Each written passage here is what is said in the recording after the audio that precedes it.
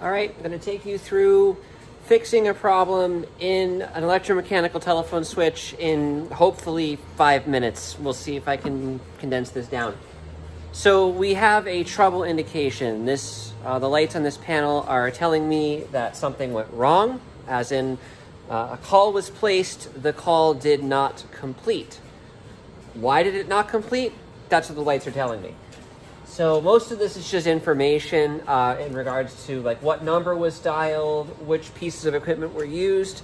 And then this line right here is the progress of the call. So in the progress of the call, we can see this is, these indications basically tell us how far the switch got towards completing it. And I noticed that there is no GLH indication. That's super bad. And no GLH means that the cross points did not close. Where did they not close? I'm not sure, but somewhere they didn't close. So we got to go take a look and figure out where. So here we are in the aisle of switching fabric, the switch meat, as it were. And in the switch meat aisle, we have all of the crossbar switches and stuff that are actually gonna carry the call to its destination. And the GLH indication is pointing to a problem on this frame. This is the incoming link frame, or pointing to a problem on this frame. This is the line link frame. And I'm sorry, it's impossible to get a good angle because these aisles are very narrow.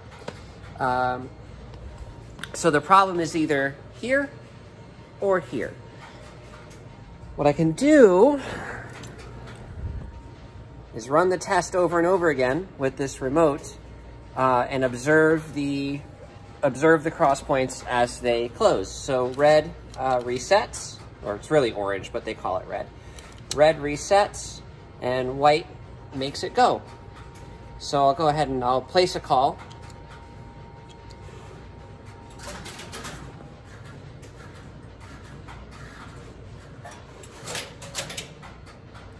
Oof.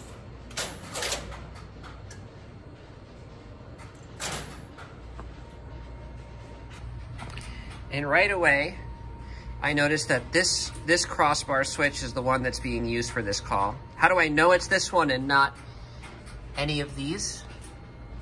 Well, because these follow, this switching matrix follows a predictable path. So if you understand the layout of the incoming trunks and of their relationship with these crossbar switches, you understand that if we're using a particular trunk, it's always going to try to come in on a particular switch. So there's our trunk, there's the switch it's going to use, and take a look. Here we go, we're going to run the test.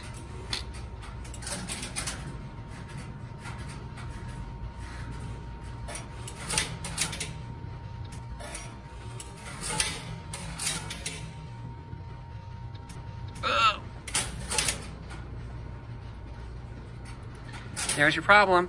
Okay, so I noticed that this vertical closing was very weak. Here, take a look, we'll do it again.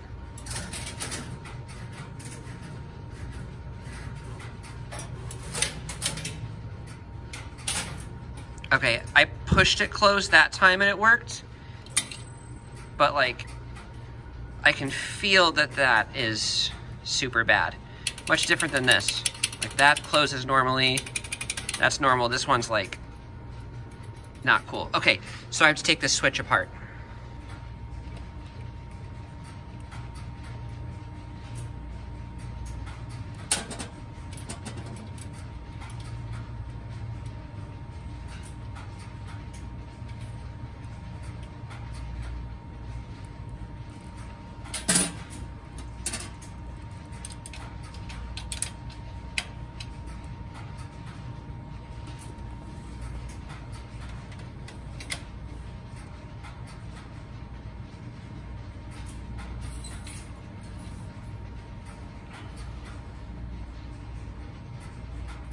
One of the things I want to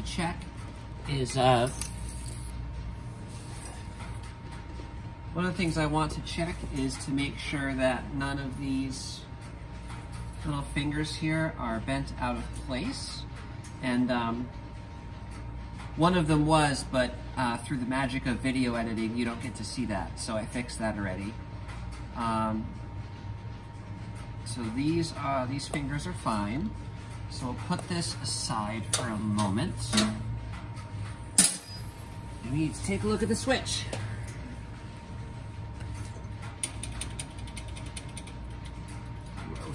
Gross, gross, gross. All right. So now we're looking inside the crossbar switch,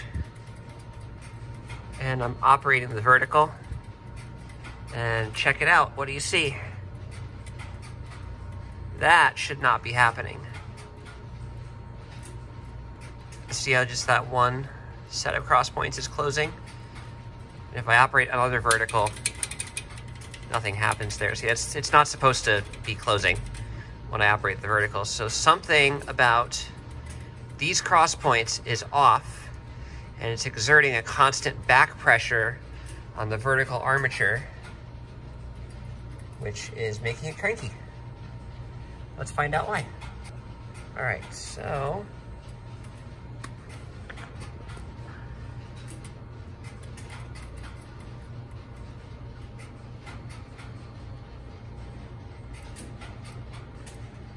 that card is too far back. See, it should be like that. See how it's just that the card sticks into the hole there in the vertical? And that card is pushed really far back and it's not in the hole. So I have to pull it forward, but it's, ooh, it's broken. See that?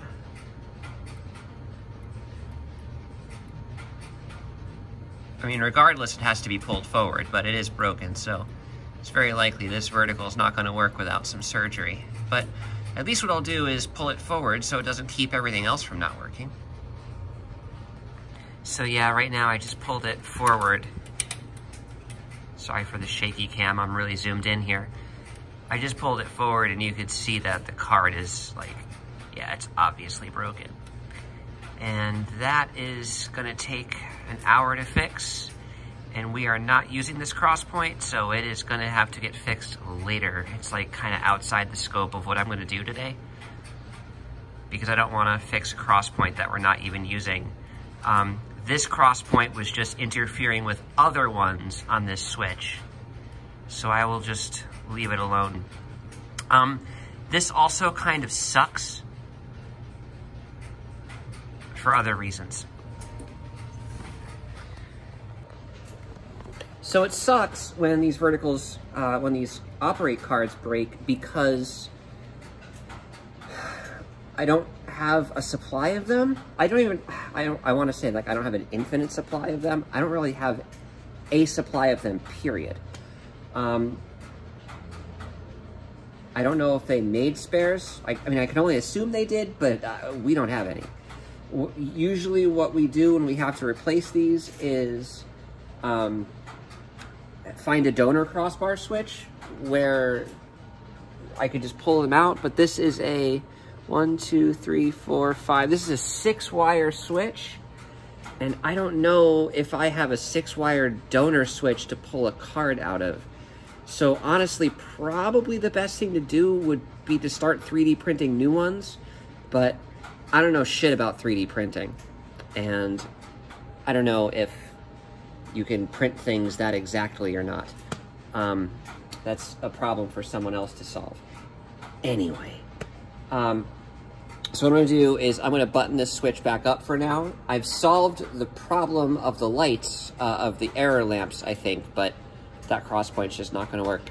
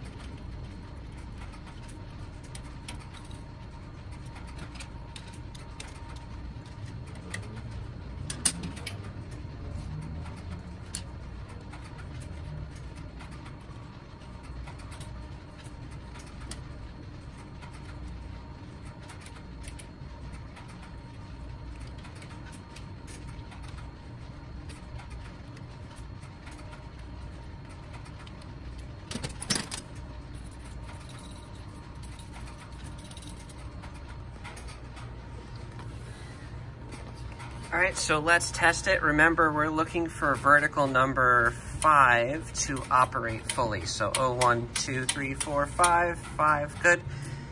Let's let her go, see if she operates.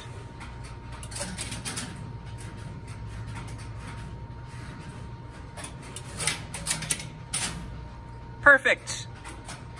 It works.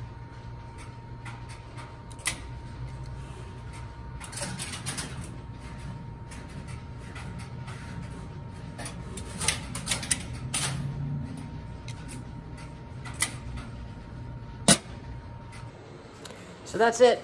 Quick video. That's just one of the 6 million things that can go wrong in a number 1 crossbar. Hope you enjoyed it.